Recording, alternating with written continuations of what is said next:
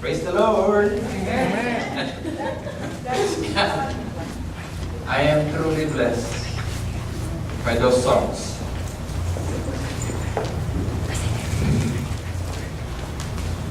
Praise God. It's so fitting on the message that we'll be studying for this afternoon. Though we never talk.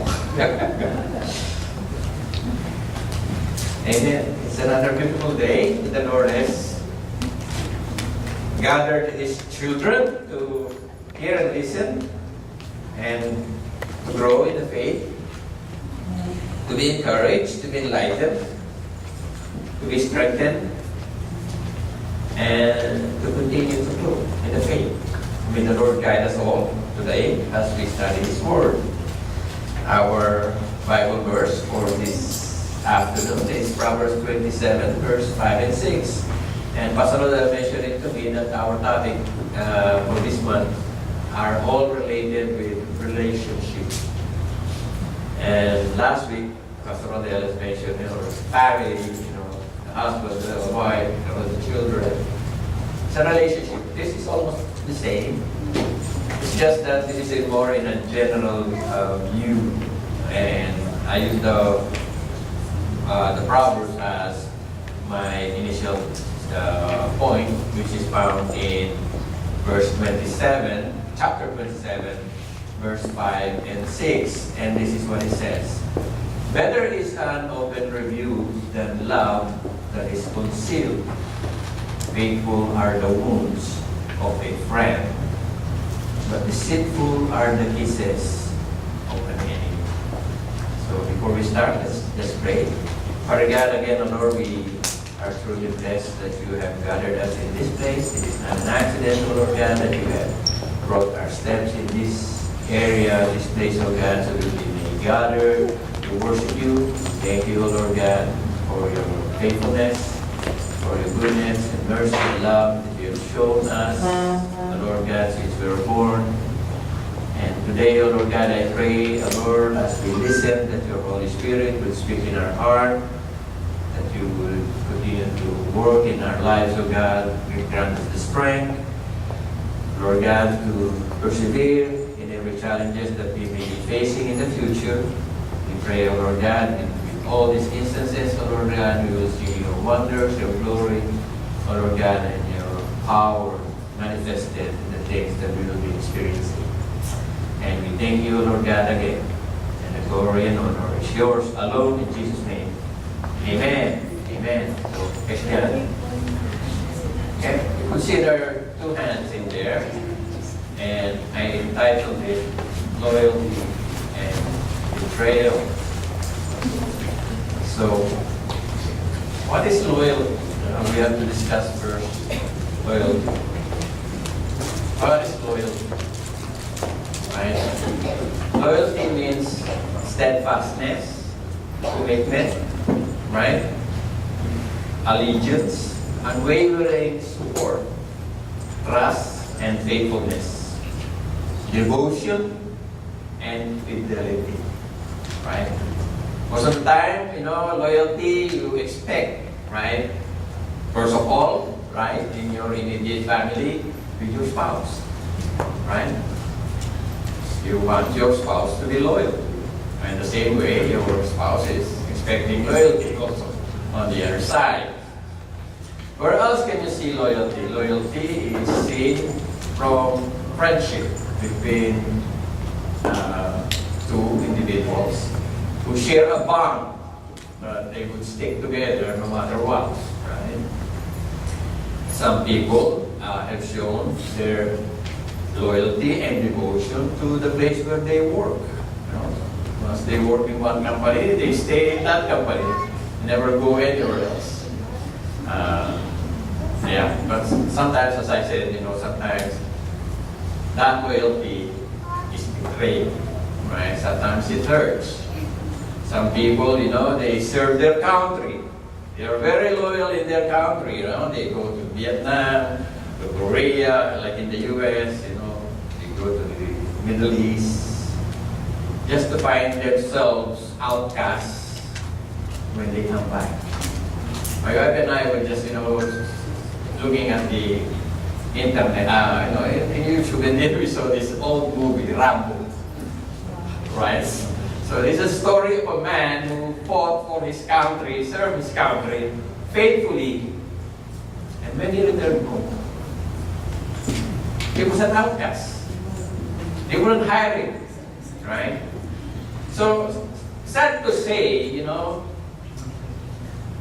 that the more you are close to somebody, the more that you are close to a friend, the more the hurt is when you are betrayed.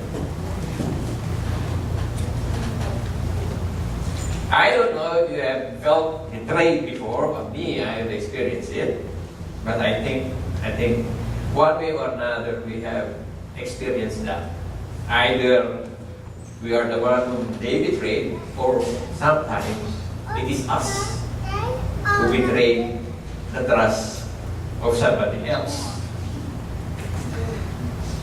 I will be using some stories in the Bible that I hope will learn something, right, in this sermon we have today. And I hope it will stick in our heart, right, and in our mind as well. And I will be using some examples of loyalty and devotion. And most likely, you'll be familiar with these characters that I'll be showing to you this afternoon. So the first one would be,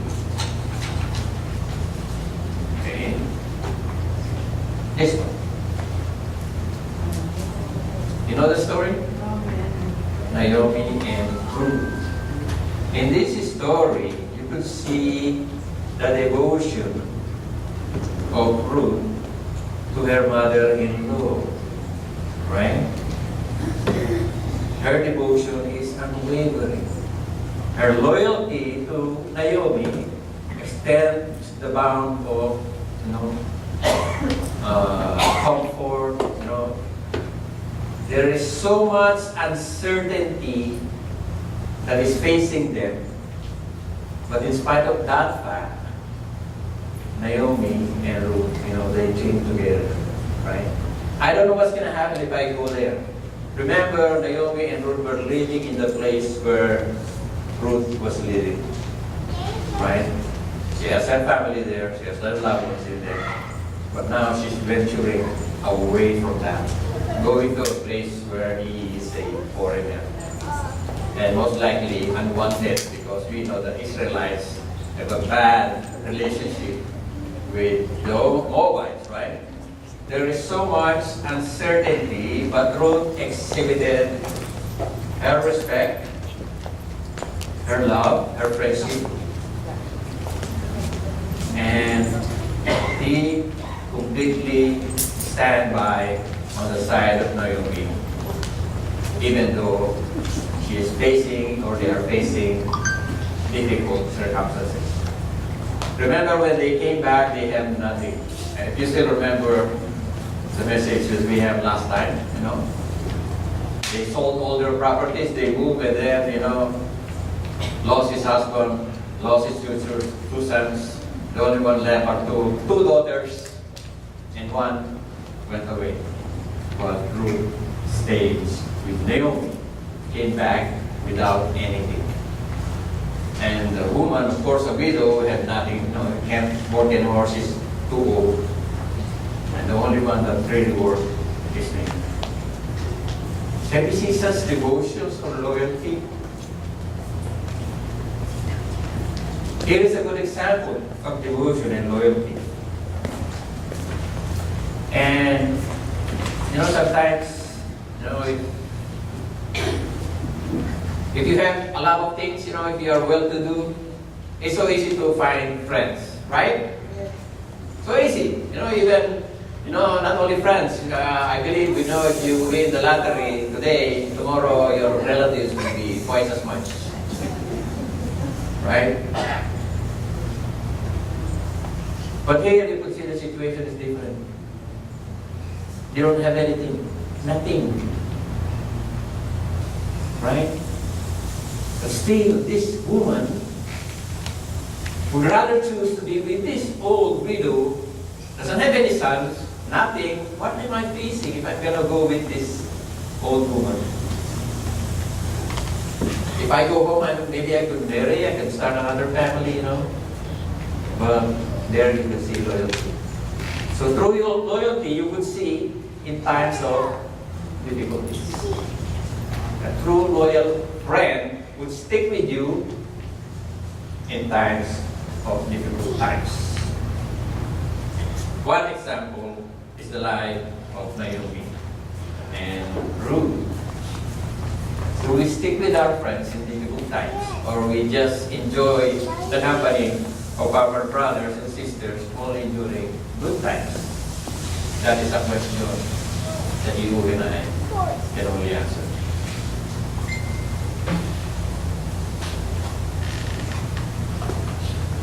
Another example of loyalty is this. I don't know if you're familiar with him or with them. That's David and Jonathan. David and Jonathan. Their story can be found in 1 Samuel chapter 18 to chapter 20. And some people, they try to twist the story of Jonathan and David just because the Bible says Jonathan loved David. See how people have so much twist in their mind that in order to, to validate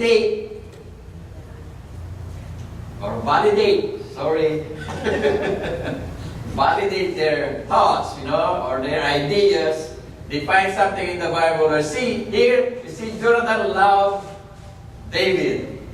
So you see, the Bible doesn't really condemn homosexuality. And they try to twist and use another example. This is another special bond between the two. Special bond that also is challenged by the fact that we know that Saul is the king.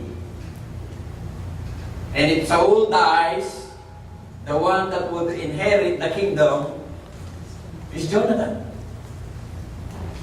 Imagine that. You're the one who will be in the throne once your father died. Why would you make this guy your friend who is a threat to that throne?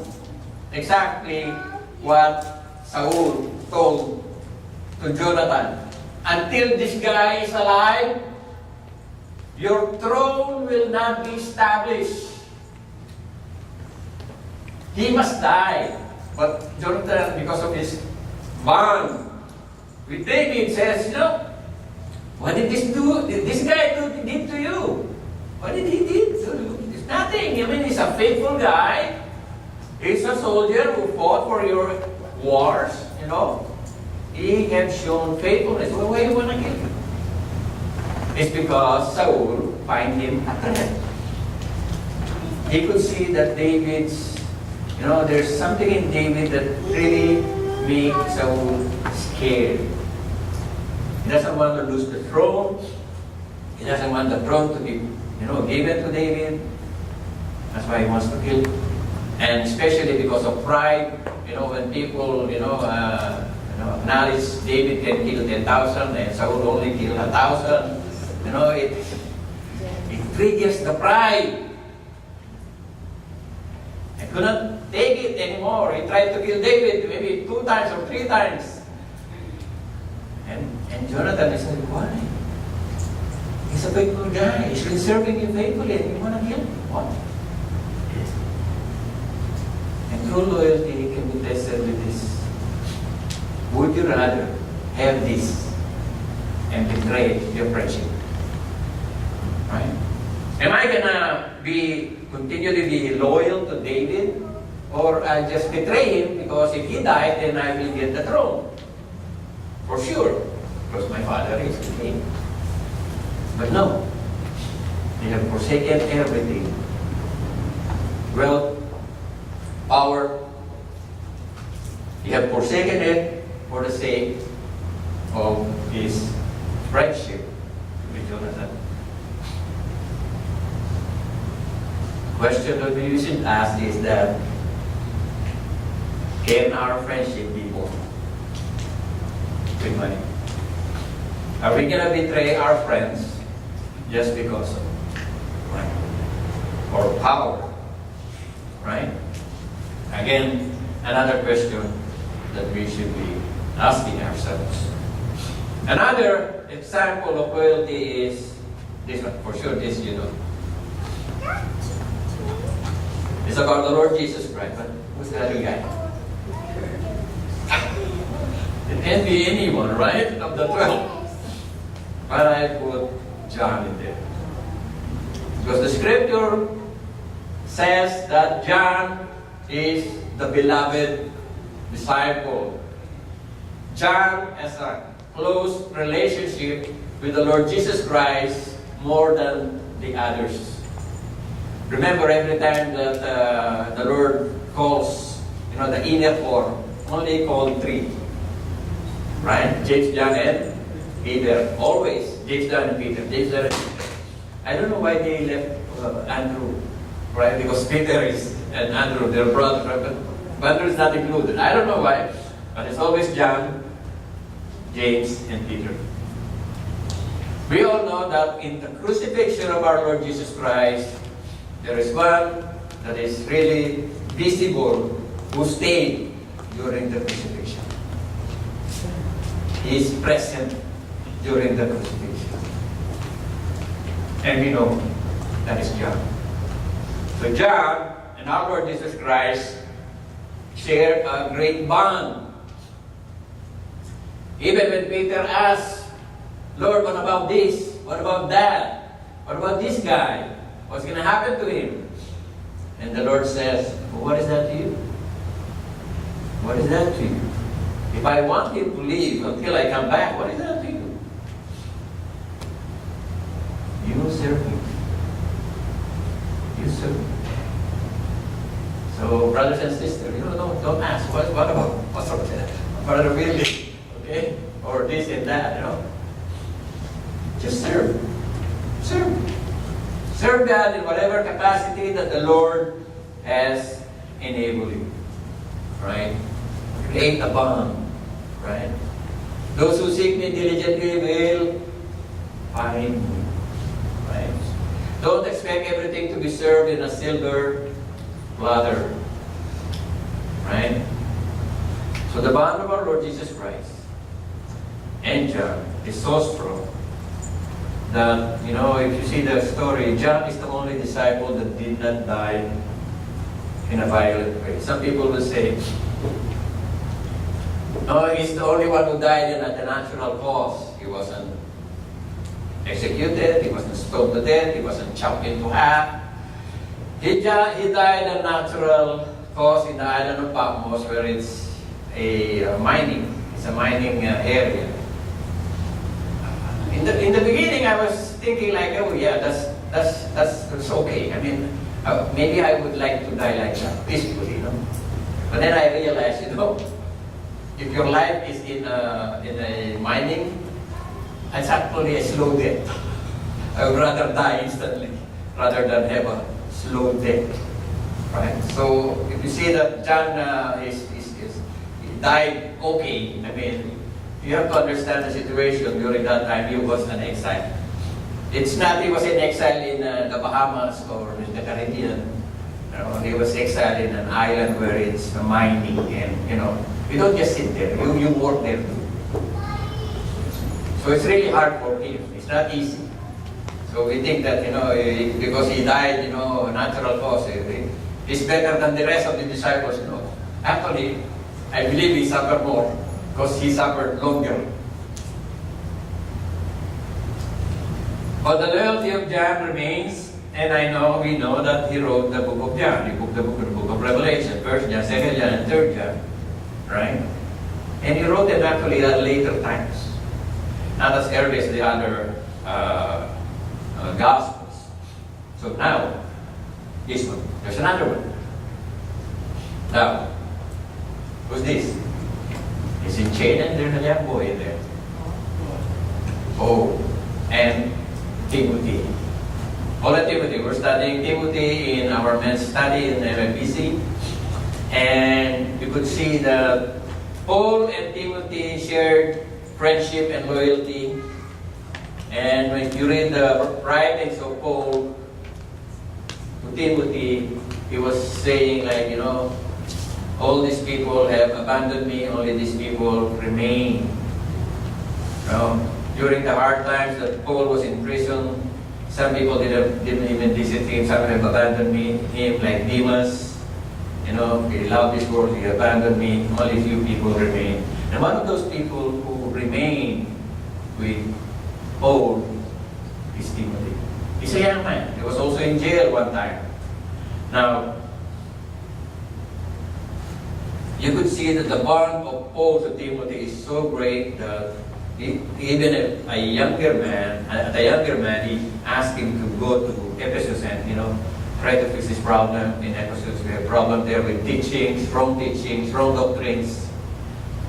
Try to fix it up, but go there and fix it. And he delegated this major task to Timothy. Now, I was looking at the story of Timothy. What happened to Timothy? Actually, during 2 Timothy, he was admonishing Timothy, be strong. Because somehow the pressure is so great in the task that was given to him that he was thinking of somehow, I want to give up.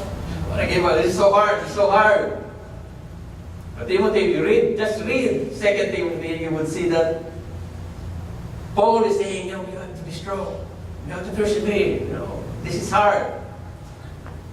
And based on what I have studied in the church traditions, although it's not in the biblical text, the church tradition says that Timothy died in Ephesus. He was killed by a mob because he was saying that people are practicing idolatry and said, why are you practicing idolatry? And the people, they get upset and the mob killed him. And somehow, based on traditions, it was Onesimus. Onesimus is a biblical character, is the one who succeeded him as a bishop in Ephesus. He remained loyal to the task that Paul instructed him until he died. So, that's another thing. Are we going to remain loyal until then? Or, if our lives is at stake, okay, Father will surrender to it. Kaya na muna. Right? Kaya na muna. Right? I'm not bragging, but we have experienced this in the Middle East. We know that persecution is real in the Middle East, in Saudi Arabia especially, and I have experienced the first-hand persecution, sending people home, when they found out that you are a Christian and you are conducting Bible studies, and they send you home. And at one point of time, I thought I would be sent home as well. For me, it's less a problem because I was single. The only one I support is my mom and my dad. But some of my colleagues, they have children, they have families, they have wives, and some of the children are studying. They rely on their dad's income to send home. Then suddenly, instead of the money coming home, we just see your daddy coming home because he was sent home because of the work of God. For me, I said, I'm single, okay, nothing to lose. But then again, the Lord did not send me home. Instead, I faced this guy who was knocking at the door like, bang. Open the doors. Some people say, we're not scared. Oh, I am scared. Very scared, shaking scared. And people say, you're so brave, you're Christian. No, I was scared. I was really scared. The only thing that I didn't do is stop. I was scared, but I didn't stop. I continued. I know I was scared, but I still did what I'm supposed to do. continue in the work of God, and the Lord allowed me to stay there for another 7 years. And then the Lord has led me here in Canada. So, loyalty. It's a very lonely word. Loyalty. Because it's rarely found. Rarely found. But if you found a loyal friend, stick with him. Stick with him. Now, as I was saying a while ago, the more close you are to a friend or to a loved one, the hurt is greater when you are betrayed. It's better if somebody betrays you who hates you. You know it right away. The guy, is squealing because he hates you, right? So it's okay. But to be betrayed by somebody that you are close to is more painful. More painful. It looks like this guy is a politician. Right? I promise I'll lower all your taxes. And now you elect me. Hands like that. Right? I tried to figure out what it means. What's this? Cross your finger, right? But I thought that crossing the finger means affirmative. Meaning, I promise. Like this. If you promise and you show your finger like this, because it's a cross, right? Help me God, I will fulfill this promise. That's why it's a promise. The promise is, Lord, I promise this, I'm going to do this. But this one has a different connotation. Why? Because it's at the back. It says, I promise, Lord, don't make me liable for this. I have a cross on my back. I don't want to tell them, but I'm not going to do what I'm saying. So Lord, protect me from lying. I'm lying, but I don't want the consequence of lying. This is a negative thing. It's a betrayal of trust. What you're saying and what you're doing are two different things. Betrayal is the violation of trust, the breaking of a covenant. When you have a covenant, when you have an agreement with somebody and you break it, that's betrayal. Right? When you say, okay, brother, I will stick with you until the end, and then suddenly things gets challenging. You're on your own now. That's very difficult. That's very hard. And the cause of betrayal sometimes is greed, money, right? Families sometimes break apart. You know why? Because of inheritance. When there's money that is being divided, greed, sits in. Self-interest, when you have something that is in your mind, pursuit of power, right? Instead of, this guy is the one supposed to be, gonna be, let's say, promoted. You think you're gonna badmouth him to the boss. And the boss changed his mind, instead of hiring him, then they hire you. And then the guy doesn't even know that you badmouth this guy.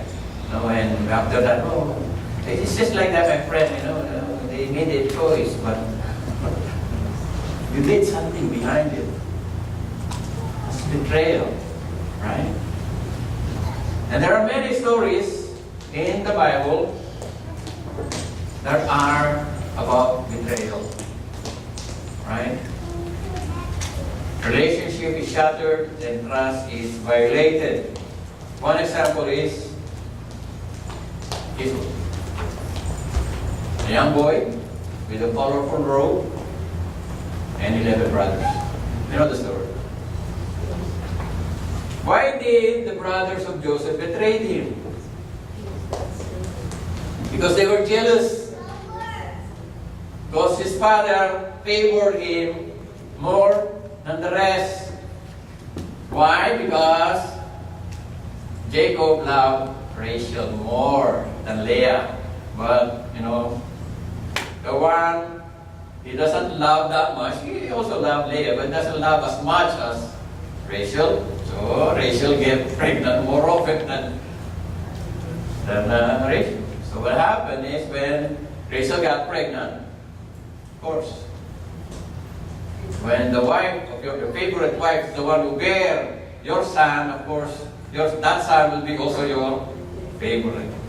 Which is not good. You know, father and mother don't show favoritism on your children. Treat them equally. I know, even if you say, no, I treat them equally, there is, I know. There is what you favorite. Don't lie. You say, okay, they're all the same, but no, there is always somebody among your children that you connect more close. You're not saying they are your favorite, but I know there are some children that are closer than the other. Right? So Jacob, children, the 11 betrayed Joseph. Right? They sold him to slavery for a few cents or few pennies or few dollars. It's betrayal. Another side of it is this one. You know this guy. He's betrayed by a lover. Who is here is betrayed by a lover. You're my boyfriend now. You're my girlfriend now. And then you see the guy is with another lady somewhere by accident. Right?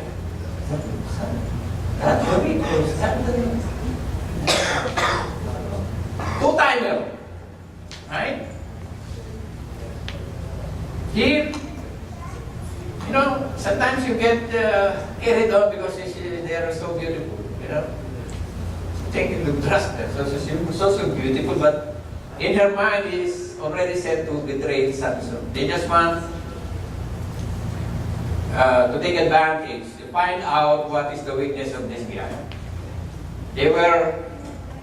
Samson was deceived by the charm and the beauty of Delilah. She didn't see it coming. Great story of betrayal. This one. Sometimes it's hard to believe that the person who's crying for justice and for loyalty is the one who becomes loyal. Or you could see the guy on the right side is King David. If you read the Psalms, you could see, my friend has betrayed me, but here, it's David himself who betrayed Uriah. Right? Why? David is wealthy. David has a lot of wives already. He has power. He has money. He has wives. Why? That's why Nathan is asking, why? Right? This guy only had one. And you stole it from him. Not only that he stole it, he also planned the death of Uriah. Uriah is one of the best men of David. You could find that in the book of Chronicles. Those were the great soldiers that are under David's command. And Uriah was one of them. Faithful guy. Imagine this guy carrying his own death certificate. David wrote a letter, okay, send this guy to a dangerous place and then abandon him. Uriah, come here. Okay, give this to Joab. Unspeakable. Right? You ask this guy to carry his own death warrant.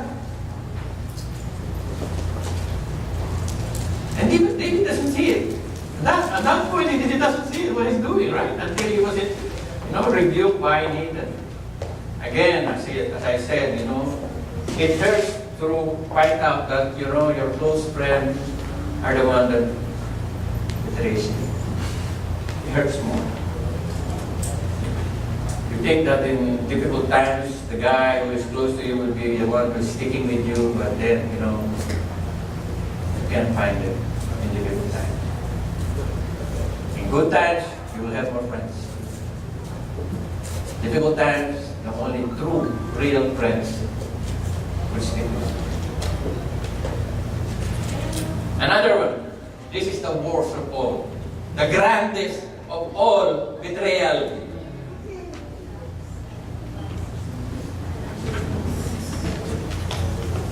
Who's this guy? Judas, of course. Who else betray you with a kiss? Only Judas. That's why they say Judas kiss. You think you're showing affection? But it's a sign of betrayal. It's a custom in the Middle East, when guys, they hug and they kiss. That's common. Maybe here, if you see a guy kissing another guy, maybe they're LGBT. Right? And also, it's common that men walk hand to hand. It's common in the Middle East. Even in India, it's common. Right? So here, this is a common thing that they do, when they come and they kiss each other. But this is what Jesus said, you're going to betray me with a kiss. Are you going to betray me with a kiss? Terrible, right? That's why in Psalms 41 verse 9, which the Lord Jesus Christ quoted, even my close friends, in whom I have trusted, has lifted up his head against me. Lifted up his heel against me. You need to say, you lift your heel, it's like that, You think your friend, I'm a friend, then this is the one who's actually at the back. Very painful indeed. Psalm 55 verse 12 to 14, I will read it. For it is not an enemy who reproaches me, then I could bear it. If it's an enemy who does this thing, I can take it. Nor is the one who hates me, who has exalted himself against me, then, no, that's okay. Then I could hide myself from him. But it is you, a man of my equal, my companion, and my familiar friend. We who had sweet fellowship together and walked in the house of God in the throne. He is your friend. He is familiar with you. We have fellowship with each other. Not only that, we walk together in the house of God. Maybe in the same church. And then find out that they have betrayed you. Painful. Very, very painful.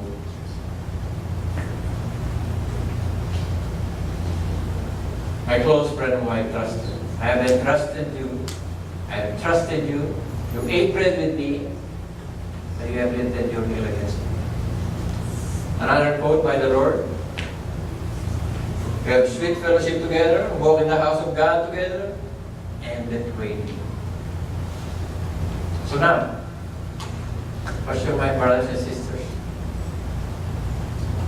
Loyalty and betrayal.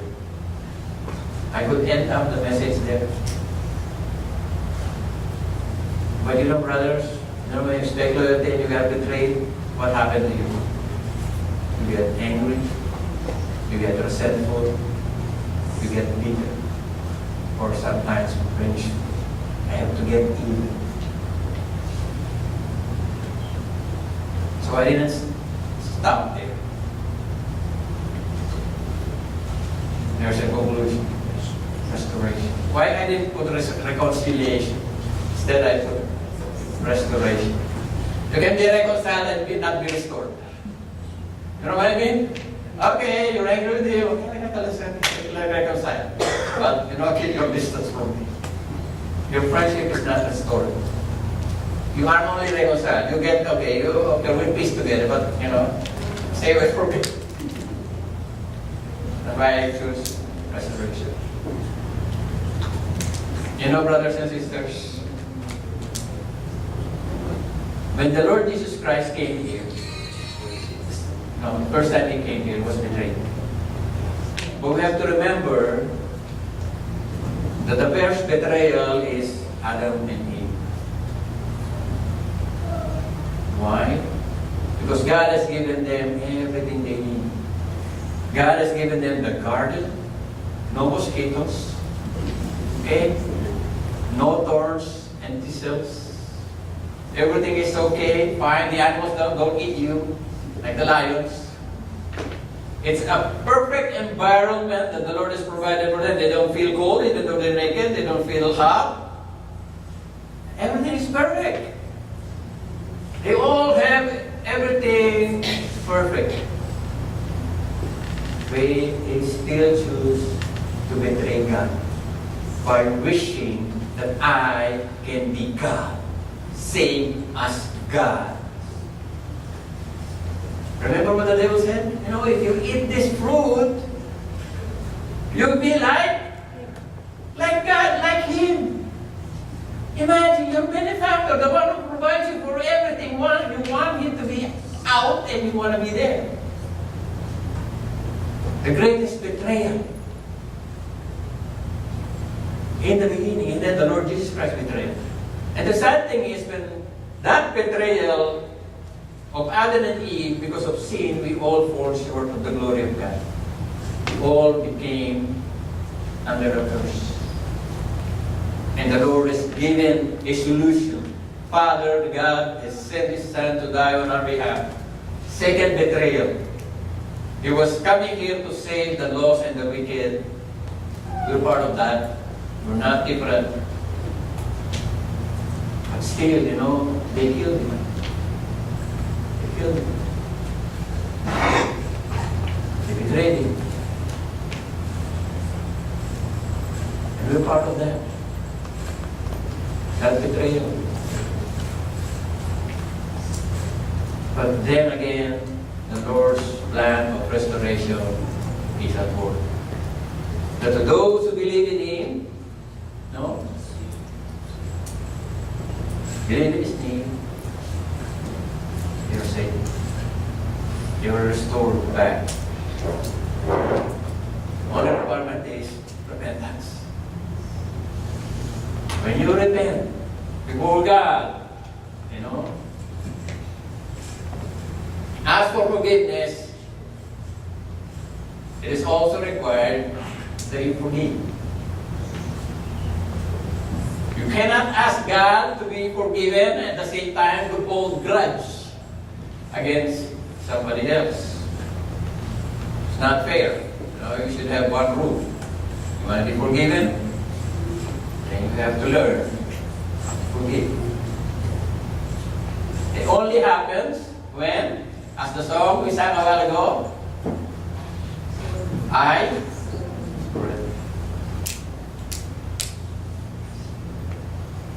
want to know your will. Have it your way. Not my way. Like Adam and Eve, they want to be like God. They want it their way. Until it comes that, Lord, it's your way, not my way. You surrender. That's the only time you're going to be restored back. That's why you see in the book of Psalms, David prayed for this man. Cleanse me, O Lord. Because he remembered, he knew that he sinned against God. Cleanse me and I'll be clean. Wash me and I'll be whiter than snow. In the book of Luke also mentioned there, written, be on guard. If your brother sins, rebuke him. If he repents, forgive him. Sins against you 7 times. And 7 times he comes. Paul wrote it. Bearing one another and forgive each other. Whoever has a complaint against anyone, just as the Lord forgave you, so also should you. I remember one story, this will be my conclusion. I don't know if you're familiar with the series Kung Fu. David Carradine. Now, it's a very good series, actually. And there was an episode in there, it always back,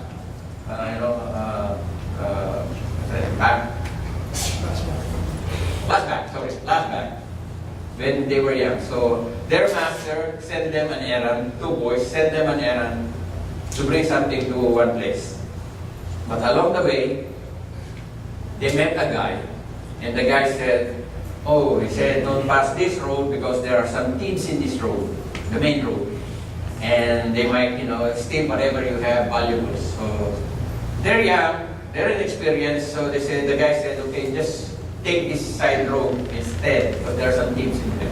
So they trusted the guy and they went to that road. When they went to that road, the thieves actually are waiting on that road, on the side of the road, and they stole the valuable things that they are about to give to the other guy.